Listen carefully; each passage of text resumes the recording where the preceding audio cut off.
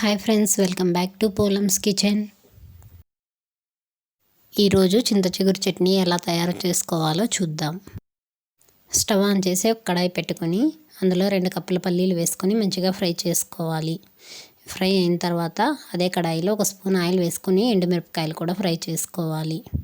అవి కూడా ఫ్రై అయిన తర్వాత అదే కడాయిలో 1 స్పూన్ ఆయిల్ వేసుకొని చింతచిగురు, జీరా వేసుకొని ఒక 2 నిమిషాలు ఫ్రై చేసుకోవాలి.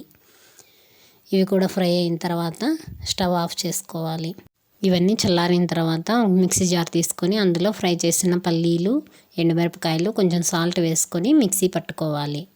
ఇప్పుడు ఇందులోనే ఫ్రై చేసిన చింతచిగురు, జీరా కూడా వేసుకొని ఇందులోనే కొన్ని వెల్లుల్లి రబ్బలు కూడా వేసుకొని తగినంత వాటర్ వేసి మిక్సీ పట్టుకోవాలి. అంతే, ఎంతో రుచికరమైన చింతచిగురు చట్నీ రెడీ. ఇలా ఒక బౌల్లోకి తీసుకొని ఆనియన్స్ వేసుకొని పైన సర్వ్ చేసుకోవాలి. Thank you for watching friends. Please subscribe to my channel Polams kitchen.